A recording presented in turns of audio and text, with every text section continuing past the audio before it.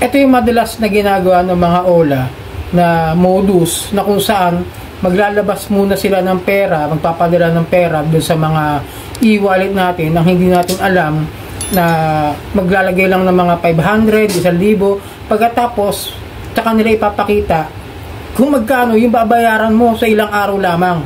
Alright, magandang gabi mga kadyani. Ito po ang inyong lingkod at maglalambing lang po ako sa inyo na pakipollow po ang aking mga social media account, ang Facebook, TikTok at itong aking YouTube channel. Pakilike na rin po, share nyo na at hit nyo na yung notification bell para updated po kayo sa mga videos na ginagawa natin dito about sa usapang online lending apps. So yun nga, sa una sa aking intro na sinabi ko sa inyo, pag-uusapan natin o tatalakayin natin yung mga pag-disburse ng mga OLA. Ito yung mga modus nila na ginagawa kung saan ay hindi pinapaalam sa mga borrower o sa mga kliyente nila na magpapadala sila ng pera basta-basta doon sa kliyente, pagkatapos tsaka lang ipapakita yung bracket o yung tinatawag na yung statement of account ng kanilang utang. Okay? Kasi madalas to may mga ilang senaryo ako, ilang nakakausap na nagugulat sila kahit hindi sila nagsasubmit ng kanilang application at hindi na nga tinutuloy o kinakancel na nila, nagugulat sila mayroong dumarating sa e-wallet nila na halagang 500 o 1,000. Pagkatapos magugulat na lang sila na kapag binuksan nila yung apps na in-applyan nila, tsaka lang lumalabas yung bracket o yung statement of account nga ng nangutang na ganito yung babayaran niya sa loob lamang ng 7 araw. Kasi kaya nga inatras nung kliyente o ng borrower dahil alam niya medyo malaki yung tubo o yung babayaran niya. Kaya nga minsan o kadalasan, yun ang dahilan kung bakit hindi tumutuloy na mangutang yung ibang kliyente. Pero nagugulat na lang, maglalagay o mag-forward, mag-disburse ng pera sa e-wallet. Actually, this kind of modus merong criminal liabilities. Dito pumapasok yung tinatawag na lagi na sinasabi ni Boss Rai, shoutout sa iyo Boss Rai, ito yung tinatawag na The Truth in Lending Act. Dapat talaga ito mapag-aralan muna ng mga lending company o ng mga online lending company. Ako kasi mga kadyani, nakaranas na ako sa isang lending, yung iyon nga. Bago ako pautangin, bago ko nila pahiramin yung kliyente, ay pinapupunta muna nila sa mismong opisina nila ng personal at doon ipinapaliwanag kung magkano yung inyong makukuhang pera, yung principal amount, yung babayaran nyo sa loob ng isang buwan, nahulog, yung babayaran nyo sa kabuuan ng inyong utang sa loob ng isang taon, ay ipapaliwanag dapat yan ng maayos at kung paanong proseso ng pagbabayad at kung saan magbabayad. Kailangan lahat yan ipinapaliwanag ng isang nagpapautang noon na isang lending company. Naranasan ko kasi yun Siguro yung mga tao rito, yung mga nanonood sa akin, kung may mga home credit kayo na mostly ba sa online na lang kayo nag-a-apply. Kasi kadalasan talaga dapat mas i-explain yan ng mga nagpapautang. Kaya ako mas naiintindihan ko kung bakit kailangang ipaliwanag yan Kasi nga, merong batas yan, meron niyang criminal penalties na kapag hindi ini-explain o ipinapaliwanag ng isang lending company, meron silang kapabayaan o yung tinatawag na mga yung mga pagpapabaya sa mga kanilang kliyente na hindi ipinaliwanag ng maayos. Ang criminal penalties niyan mga kadyani, yung mga individual dyan na talagang nagba-violate yung mga individual na mga lending company o ng mga online lending company na nilalabag yung Truth in Lending Act, ay magpapiyansa o magbabayad ng kanilang danyos na 1,000 hanggang 5,000 o pwede silang makulong ng hanggang 1 taon. Ganun po. Medyo mababa lang po yung pagbabayad, pero it's still a criminal case na pwedeng bumakat o tumatak doon sa lending company na yon dahil nga sa hindi nila pagdi-disclose o pagpapaliwanag doon sa borrower. Okay? Kaya ang sabi ko, mas okay yung ganun kaysa sa ginagawa nito mga modus ng mga abusadong OLA na ilang gagamit nila yung terms and conditions. Siyempre, excuse me po, tayo mga borrower, Pilipino, na hindi ganun kahusay o hindi ganun kagaling umintindi ng lingwahe ng English words o English language na babasahin natin doon sa online lending apps na nakalagay doon sa baba, di ba? Yung bago nyo i-agree, na pagkahaba-haba ng terms and conditions na kung ano-ano yung nakasulat, na hindi naman binibigyan ng konteksto kung paano ang proseso nung kanilang pagpapautang. Basta napakahaba kasi sinubukan kong basahin yan talaga mga kadyani. Kahit medyo marunong ako umintindi ng Ingles, sumakit yung yung bangs ko. Kahit wala na akong bangs. Tapos dumugo ng gusto yung ilong ko.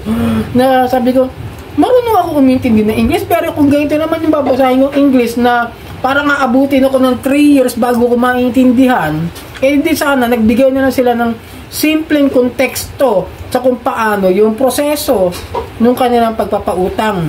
Pagkatapos, itong mga modus ng mga OLA na ito, nag-auto disburse o nagbibigay na kaagad ng pera na hindi na ipapaliwanag sa kanila, may nilalabag na silang batas.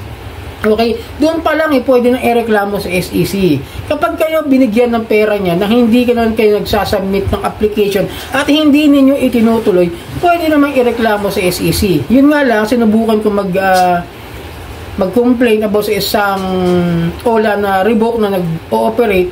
Nag-try ako mag-report sa SEC nung nakaraang araw. I remember it, parang Sabado o Linggo yung sinubukan ko nung umaga. And then, ang hirap gumawa ng account. Kasi gagawa ka pala ng account ng e-secure dito sa SEC. Tinry ko, baka next year na. Pero, ang hinahanap kasi ni SEC is yung passport number. So, yun doon lang ako nahirapan. Kaya kailangan ko pala ng passport ID para makapag-apply ako na magkaroon ako ng ng account sa SEC. Pero balik tayo roon sa mga nilabag nila doon sa pag-disburse ng pera diyan sa mga nilalabag nila. Okay?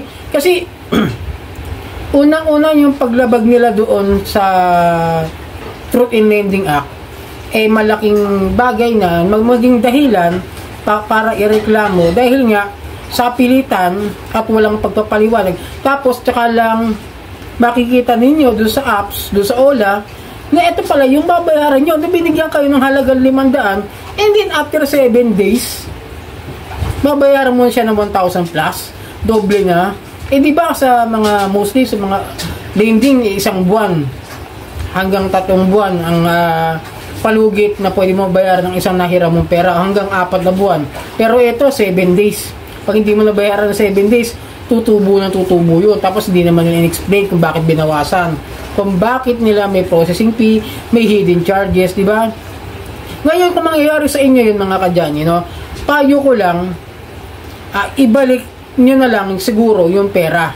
Pagkatapos ipakita nyo, isave ninyo na ibinilik nyo yung pera para kung sakasakaling magkaroon kayo ng problema at hinaras kayo kung ano man, at napatunayan yun nga yung nanghaharas sa inyo, yung nag-disburse ng pera na yun, na hindi nyo sinasubmit yung applications, tapos ganyan, pakita nyo sa PNP o sa NBI Anti-Cybercrime na kayo ay nagbalik ng perang ipinahiram sa inyo nang hindi ninyo itinuloy o kinancel ninyo, para maganda yung paliwanag nyo sa mga ehensya ng gobyerno na nagbigay sa akin ng pera pero binalik ko rin, tapos sisingilin ako ng gano'n dahil hindi ko naman in-applyan ng tuloy yung OLA na yan, tapos haharasin ako, di ba? Para mas maganda yung laban ninyo. At least kung usapan legal, panalo kayo kasi binilik niyo yung pera. At kung magreklamo kayo ngayon, depende sa inyo kung gusto niyo ibalik yung pera, nasa inyo yan. Kasi yung iba ang katwiran, hinaras na kayo, babalik ko pa yung pera. Hindi na. Nasa inyo ng desisyon. Hindi po ako sasaklaw sa mga gusto nyong gawin, sa mga pinaglalaban nyo na opinion nyo diyan sa mga abusadong OLA. Pero para sa akin, para maging mas maganda yung laban niyo sa legal, ibalik nyo yung pera at kung ano man yung disburse nila sa inyo, yun ang halaga ibalik ninyo.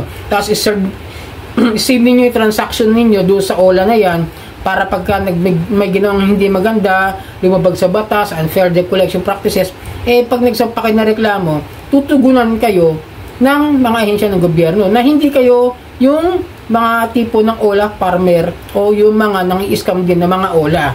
Okay? Ito lang ngayon kasi sabi ko dito sa channel ko, usapang legal tayo kahit hindi ako attorney.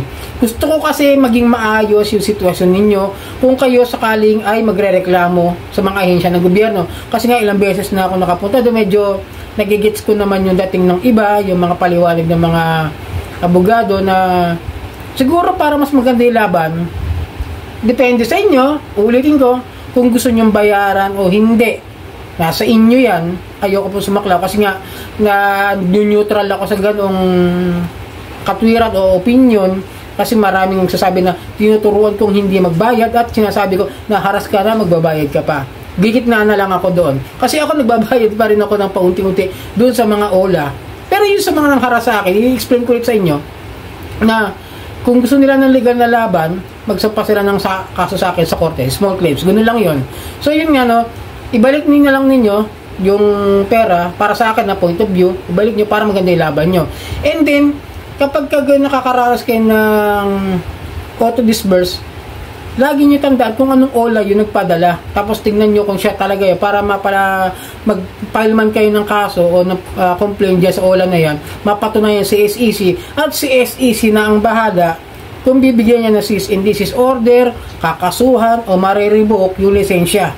Dahil nga may nilabag siya doon sa Truth in Lending Act. Kasi magkasama yan eh. Si SEC, si CIC, si Truth in Lending Act sa batas, kailangan magkakakonekta yan para gumana at para mag-system yung ating mga hinaing o nareklamo dito sa mga abusadong OLA. Lalo na yung mga ganyan. Meron kasi yung mga lumalapit sa akin na babalik ko pa babuo yung pera kasi di ko man alam na ipo-forward nila. Kahit kinancel ko na o hindi ko tinuloy yung pag-a-apply ko dito. Pero pinadalhan ako eh. Ano pong gagawin? Ganun yun.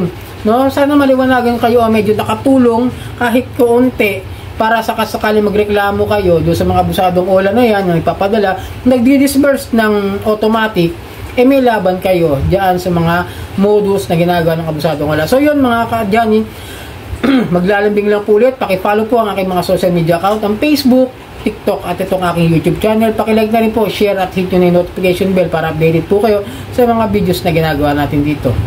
Marami pong salamat. Sarang kamnida po.